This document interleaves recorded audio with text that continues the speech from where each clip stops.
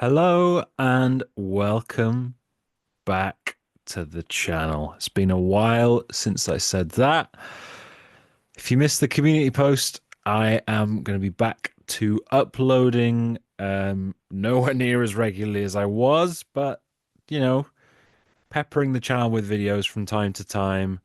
I've kind of found my music listening, video making, all that kind of stuff fire back, which is great. And we're going to be going straight in with a quick fire deep dive on Bon Iver, or however you want to say it. Justin Vernon's folk slash pop slash folktronica slash so many different genres project. There are five albums as of yesterday, as of recording this, as of Friday. SABLE, fABLE, the newest album, came out. And yeah, this is interesting because I'd only heard the first two albums going into this. So a lot of new music for me. And I'm just going to dive straight into it because we don't need any more mucking about. My number five is SABLE fABLE, the newest album. Um, So it's a difficult one to talk about before having talked about any of the others because in a lot of ways it is somewhere in between the two eras. You have the first two albums which are more traditionally singer-songwriter, indie folky. The two albums are not exactly the same, which we'll get to, but they feel very distinctly more similar than the two albums that followed. Um, and SABLE fABLE kind of feels like somewhere in the middle. Not always. It's a bit strange because you have the EP SABLE, which is your, your sort of folktronica stuff, more into the folk side, but with the electric guitar. Um, it doesn't really reach the heights of an album like Bon Iver. Um, and then the rest of the album is this like quite sleepy pop music. Doesn't really work for me. I think Bon Iver throughout his career was continuing to find new ways to innovate and to do some new things with his sound.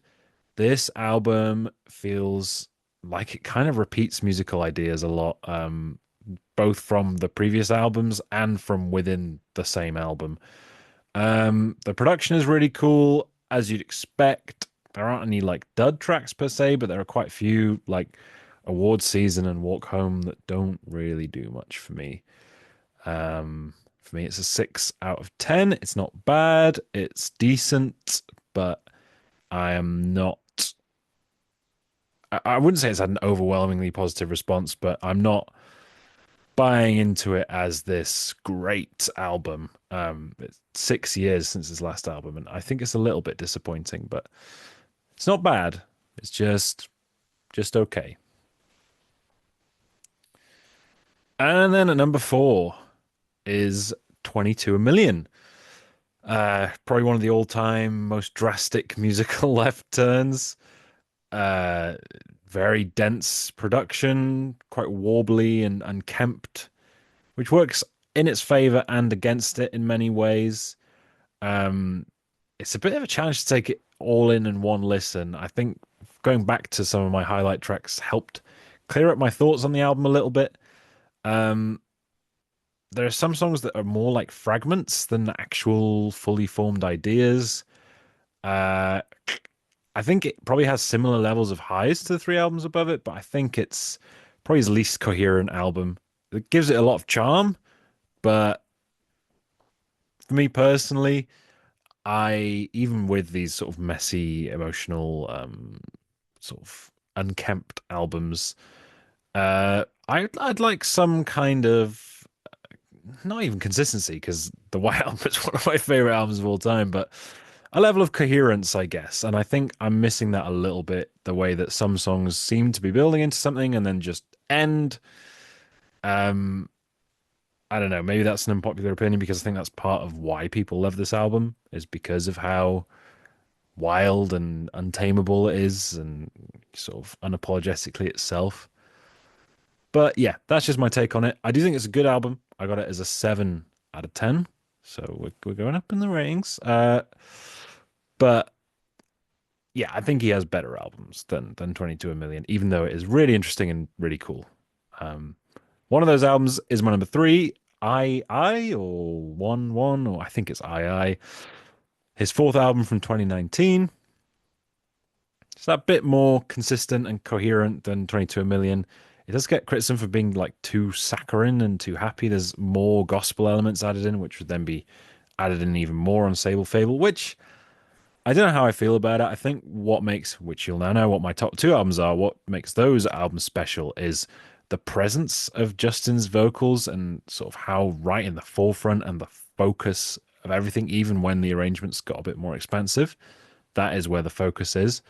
And I think having these like denser arrangements with loads of backing singers, it just doesn't, I don't think it complements his voice super well. That said, I think there are quite a few great tracks on some of which are a little bit more akin to what you got on Bon Iver, Bon Iver. It's another progression of his sound. You got that sort of folktronica still there, and a little bit loungy, jazzy stuff, which is cool. Again, sounds great. Not quite as unkempt as 22 a Million, which I think was part of what put people off this one. That it's not quite as like edgy and raw, but I kind of like it. Again, yeah, maybe some of it is a bit saccharine. Um, Maybe it speaks to my preferences in music that the two albums that have ended up at the top are at the top, but I still think I is a worthwhile album, and yeah, it's good, but not as good as my number two, Forever Ago. That's my number two. I'm up to an 8 on this one. I think this is a great album. It has a really cool rustic, raw, like I've used raw quite a lot, but raw in a different way to 22 a Million. Not emotionally raw. I mean, it is, but also musically raw. Every little creak of the acoustic guitar adds to the experience. You know, obviously, famously recorded, isolated in a cabin. The songs themselves are strong, but I think it's the atmosphere and the sonic qualities of the album that's what really sells it. I think, unfortunately, it does peak pretty early in the album and it gets a little bit sleepy in the middle, but only a little bit. I still think it's a really, really strong experience from front to back, mainly. Like I said, sonically, really cool, really sort of reverby and atmospheric and yeah, forever ago. Forever ago. Of course, yes, is you can tell I'm out of practice. Is a great album, and I can absolutely see why people love it so much. I think, although I am a Bon Iver fan, I would say I do not quite get to the levels that some people do of fandom.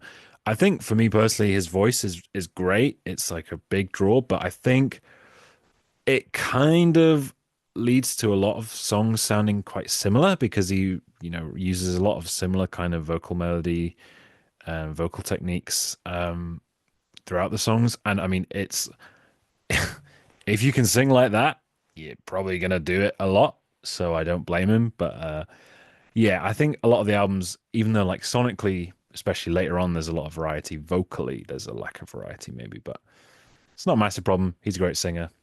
I'm just saying that that's stopping me from getting to like a higher echelon of appreciation. But my favorite album from Bon Iver is Bon Iver, Bon Iver, the 2011 album, his second album. It's a bit more grandiose. I mean, it's a low bar. It's literally him and his acoustic guitar on the first album, but immediately you do lose a little bit of the intimacy and the charm, but what you get, I think, is even better. You get a sort of lush springtime experience. Again, I think like a lot of his albums, a little bit front loaded, but that doesn't matter because Perth, Minnesota, Wisconsin, and Holocene are about as good as you can start an album, really. You got sort of like almost like a post-rock influence, I feel, on this album, which you don't really get again on any of his albums, which is really cool. Um, Really dense sonic palette without ever feeling overwhelming, which it can do on his later albums. Instrumental build-ups with some great emotional catharsis. Songs all feel pretty perfect length. Again, like I said, biggest thing I can point at it is maybe a lack of variety, but it sounds great. Even if the best songs I think are all near the start, uh, even by the end of the album, I was feeling pretty good, and yeah, it's to me it is the most complete album he's put out. Even if I think Forever has that unique, intimate quality, I think Bon Iver is just a slightly stronger album. So that's going to be my numero uno. Let's run through some top 10 songs quickly. My number 10 is Calgary from Bon Iver, Bon Iver. Love the drums on that track. Number 9 is Things Behind Things from Sable, fABLE. Number 8 is Imi. 7 is Lump Sum from Forever Ago. 6, Minnesota, Wisconsin from Bon Iver, Bon Iver. 5th is Faith from I. So stupid. Uh, Number 4, 22 Over Soon from 22 A Million. Number 3, Perth from Bon Iver, Bon Iver. Number 2, Holocene from Bon Iver, Bon Iver. And my number 1 is Flume from Forever Ago. Yeah, great knack for opening tracks. And that song in particular, man, so good. I think it's his best vocal performance. And then when the song stops and comes back in at the end of the song, so cool. So there you have it. I mean, I wonder how many other artists there are where my number one song is the first song on the first album. But yeah, let me know what you think of Bon Iver. Let me know what you think of the new album. Let me know what you think of me making videos again. If you hate it, let me know. I am happy to take suggestions for artists to cover or even albums. I don't know. I feel like doing some album reviews would be good as we ease into this. Always open to suggestions. And if you've not subscribed already, please do leave a like. And hopefully, I'll catch you soon.